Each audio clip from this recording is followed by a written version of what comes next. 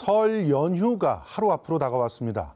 이번 설은 평창 동계올림픽까지 끼어 있어서 더욱 특별한 연휴가 될 것 같은데요. 서울시가 안전, 교통, 나눔, 물가, 편의 이렇게 5개 분야로 나눈 설날 종합 대책을 내놨습니다. 자세한 얘기 전문가 두 분 모시고 나눠보도록 하겠습니다. 먼저 천세은 서울시 기획관리팀장 모셨습니다. 안녕하세요. 안녕하세요. 서울시 기획관리팀장 천세은입니다. 예. 장희영 한양대 경영학부 겸임교수도 모셨습니다. 안녕하세요. 안녕하세요. 예, 반갑습니다. 반갑습니다. 자, 정말 올 설 평창 동계올림픽과 함께하는 그런 두 번 다시 오지 않을 그런 특별한 연휴가 될 것 같은데요. 일단 두 분 계획 좀 전 듣고 싶습니다.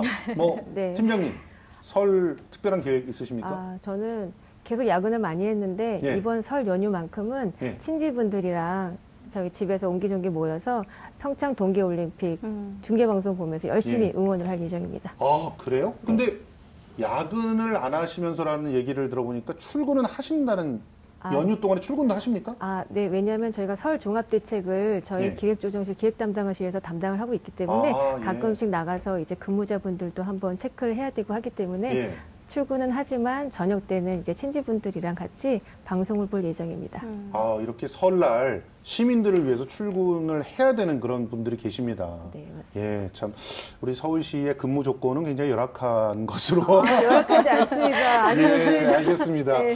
예, 장 교수님 어떤 저야 계획이 있으십니까? 그냥 명절은 저는 그냥 평범하게 항상 비슷한데요. 가족들하고 차례 지내고 나서 예. 식구들하고 일단 1박 2일 정도 그냥 덕담도 나누고 예. 게임도 하고 예. 훈훈한 시간 보내고 이제 명절에 또 제자들 가끔 특히 이제 새해에는 세배하러 오는 제자들도 있고 이래서요. 아니, 그러다 세배하러 오는 보면 제자들이 있어요, 벌써? 아니 있더라고요. 예. 예. 그래서 좀 훈훈하게 명절을 항상 그렇게 보내고 있습니다. 예, 이번에도 아마 그렇군요. 그럴 것 같아요. 이렇게 그 설 연휴의 계획들 전부 다 갖고 계실 텐데 일단 고향을 찾는 분들에게 어떤 서비스를 하는가, 그리고 또 평창 올림픽을 찾는 분들에게 또 서울이 어떤 서비스를 해야 되는가, 이게 이제 올 연휴의 대책의 중심인 것 같습니다. 이번 연휴의 교통 흐름은 어떻게 예상하고 계시나요? 팀장님? 네, 그러니까 이번 설 연휴는 지난 추석 같은 경우는 10일이었기 때문에 굉장히 길었습니다. 네. 근데 요번은 되게 짧기 때문에 연휴 첫날인 15일 오전과 그리고 설 당일인 16일 오후에 예. 그 차량이 집중적으로 몰릴 것으로 예상이 예. 됩니다. 그래서 MC께서 말씀하신 것처럼 이번 설 연휴는 지방으로 성묘 가시는 분 이외에도 예. 평창, 강릉으로 가시는 분들도 많을 거라고 예상이 됩니다. 그러면 일단은 강릉 쪽, 평창 쪽으로 가는 도로가 꽉 막힐 거라고 보이는데. 예상을 좀 해야 될 것 예. 같아요. 통계 발표된 뉴스를 보니까 예. 평소에 연휴에 이제 왔다 갔다 하는 그 교통량, 관광객들 포함해서 설 연휴 이제 귀경객, 기성객들 포함해서 교통량이 많지 않습니까? 예. 근데 강원도 같은 경우는 이번 연휴에 평소 교통량이 한 55% 정도가 더 증가할 거다라는 예상이 있더라고요. 예. 그래서 이거는 사실 서울 지역이 아니라 이제 그쪽 지역에 좀 국한된 거긴 합니다만 예. 특히나 강원도에서는 이런 부분에 좀 더 신경을 써야 될 것 같아요. 아니, 애초에 설 예. 연휴라면은 교통량이 많아지는데 거기에 55%를 더 더해야 되는 거예요. 최대한. 네.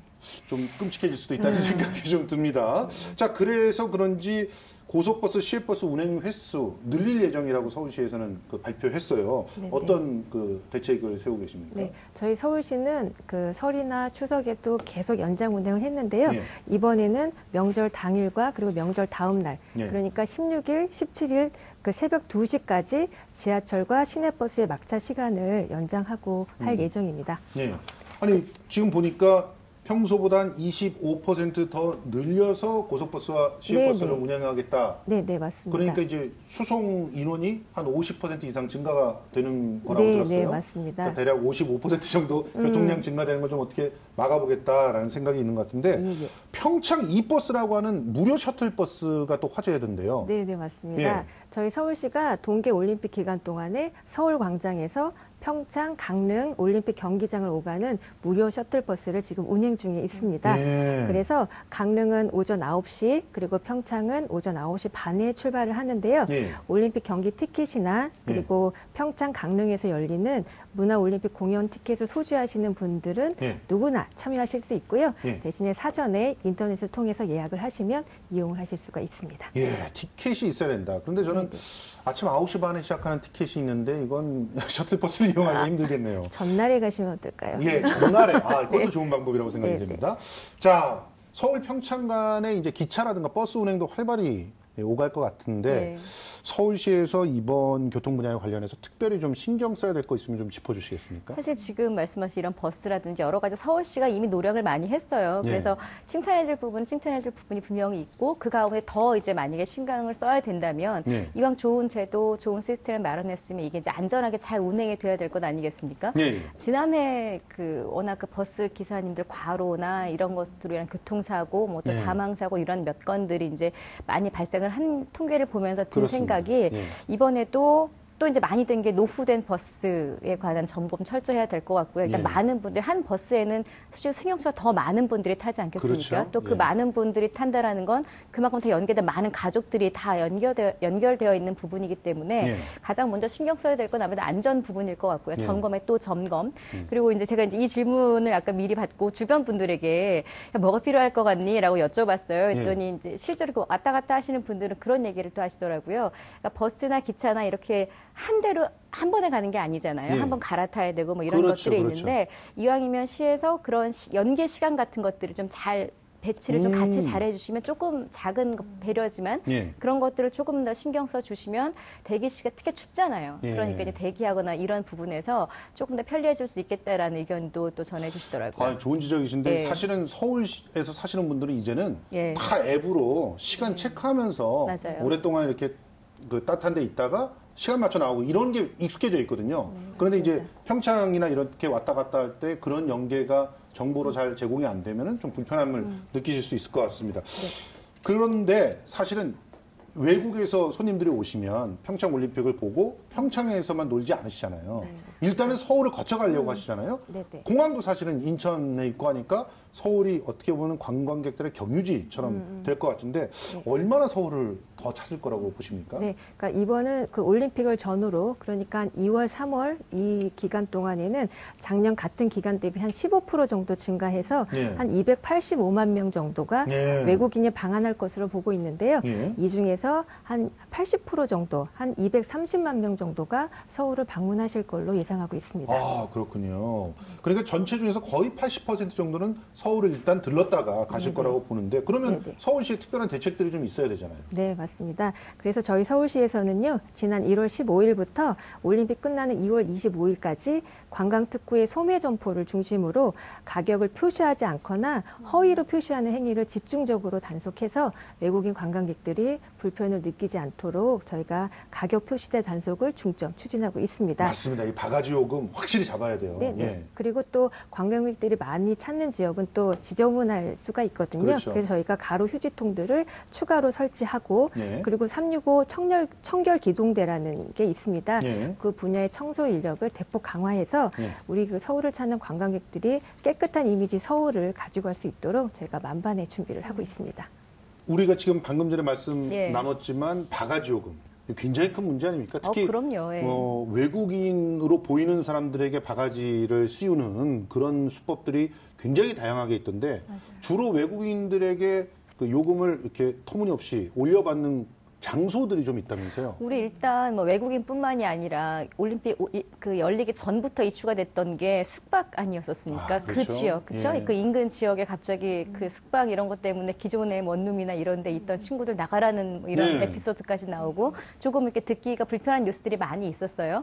대표적으로는 숙박 시설일 겁니다. 왜냐하면 바가지를 씌운다는 거는 그만큼 바가지 요금을 내더라도 필요한 어떤 것들이어야 되거든요. 예. 필수품이죠. 예. 예를 들어 왔으면 꼭 잠을 자야 되죠. 예. 꼭 먹어야 되죠. 예. 꼭 교통 이용해야 되죠. 그러니까 그렇죠. 뭐 택시를 타든 뭘 하든. 예. 그러니까 꼭 필요한 것, 우리가 거부할 수 없는 것들이 주로 바가지 요금을 씌우는 경우들이 많은데요. 예. 지금 말씀하신 게 아마 대부분일 것 같고 아까 소비자 뭐 가격 이런 것 붙여놓게 표시제, 하는 것들, 전 이런 거는 상당히 좋다고 생각이 드는 게 우리도 해외에 나가면 특정 나라는 가기 전부터 주변 사람들이 막 얘기하잖아요. 그렇죠. 야, 그 나라 가면 바가지 무조건 관광객들한테 바가지 요금 씌운 데더라. 무조건 반 값은 치고 들어가라. 뭐 이런 얘기를 할 정도로. 근데 이게 신뢰의 문제거든요. 그 네. 나라를 다시 찾게 하느냐 말게 하느냐. 그래서 저렇게 딱 정책 그 가격을 표시하는 이런 거 상당히 좋은 것 같고요. 서울시에서도 아마 이런 부분에 많이 대책을 내는 것 같기는 한데 문제는 이제 가장 많이 이런 것들이 빈번하게 발생 발생하는 곳이 이제 올림픽 주변이기 때문에 이제 특히나 강원도의 노력이 필요해 보이고요.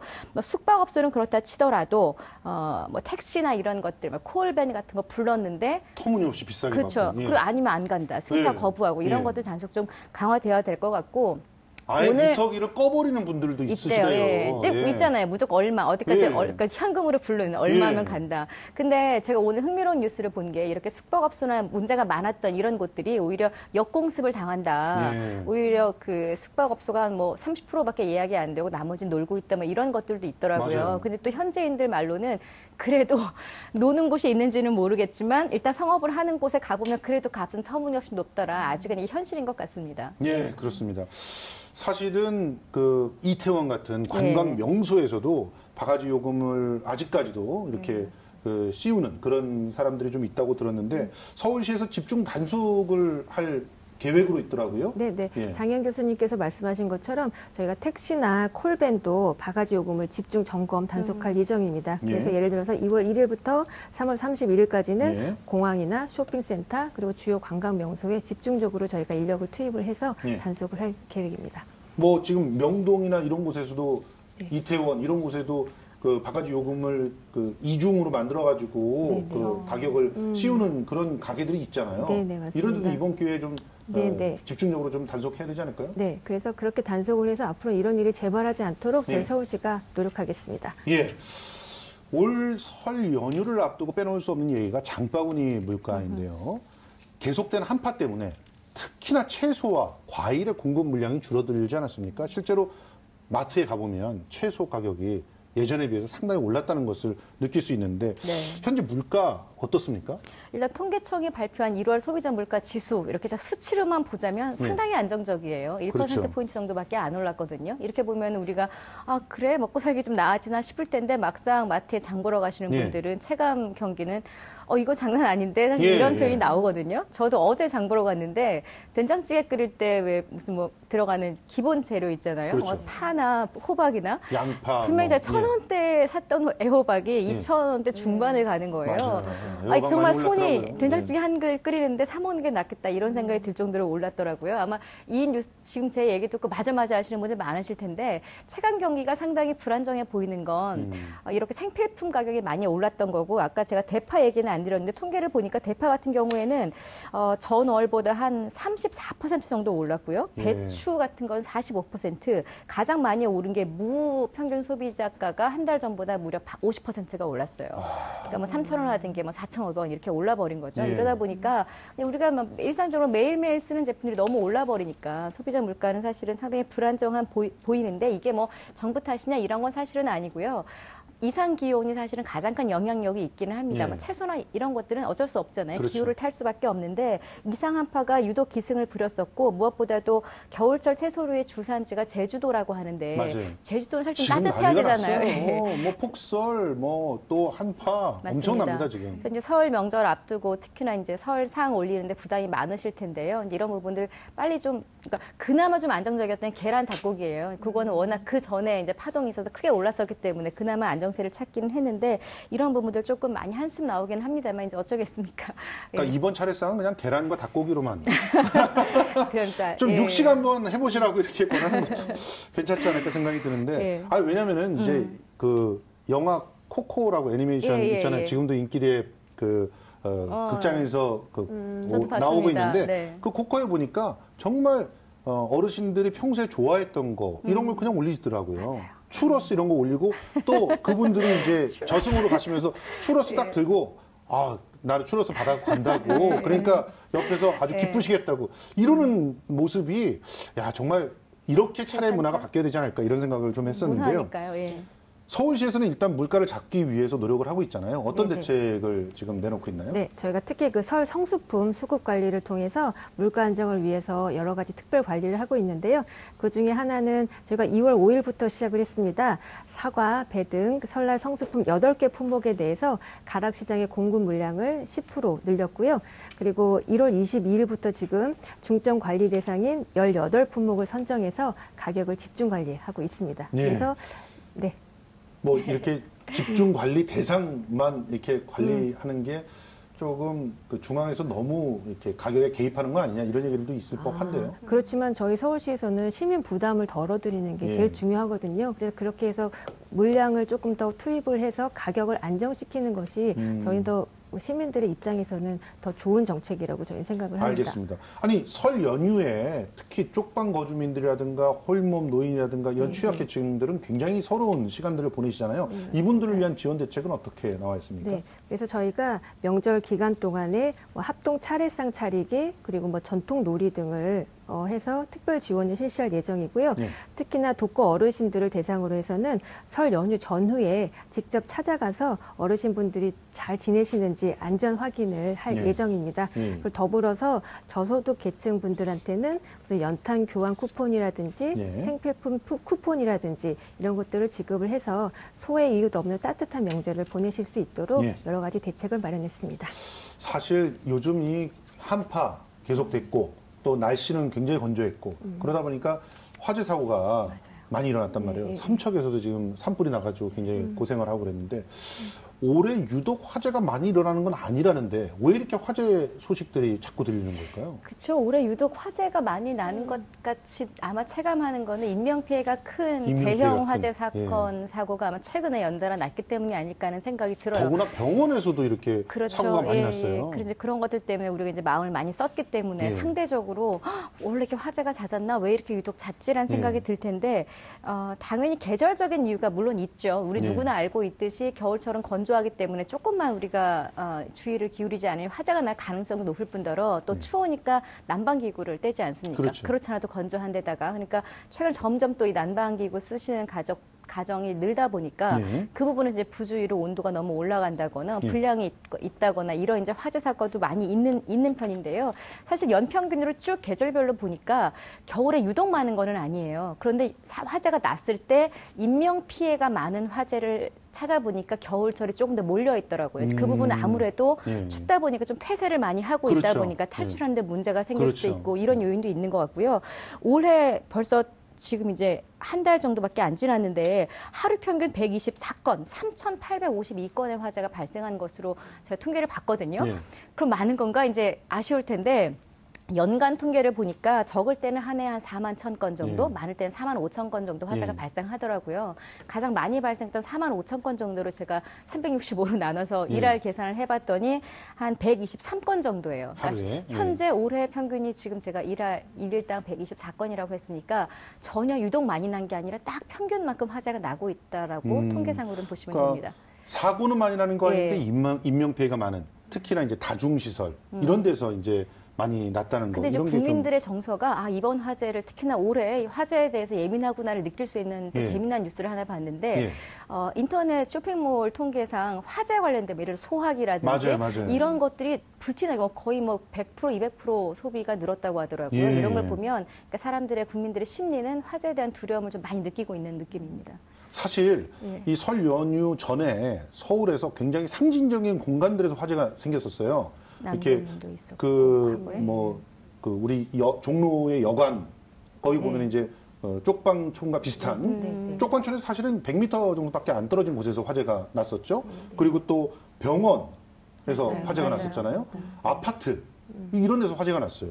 그러니까 이렇게 다중 이용 시설이라든가 또 화재에 상대적으로 굉장히 취약한 곳들에 그 생길 수 있는 화재의 대책 어떻게 지금 서울시가 채비를 하고 있나요? 네, 그래서 아까 MC님께서도 말씀하셨지만 저희 설날 종합대책이 5대 분야에서 지금 진행이 되고 있는데요. 네. 이번 설에는 특히나 화재 이런 안전대책에 총력을 다하고 있습니다. 그래서 뭐 쪽방, 시장, 백화점 등 이런 다중이용시설이나 화재 취약시설에는 지난 1월 31일부터 안전점검을 실시하고 있고요. 네. 그래서 연휴 전에 보완을 완료했습니다. 네. 그리고 연휴 기간에는 이런 공간에 화재 특별 경계 근무를 실시해서 유사시의 대비 태세를 강화할 예정입니다.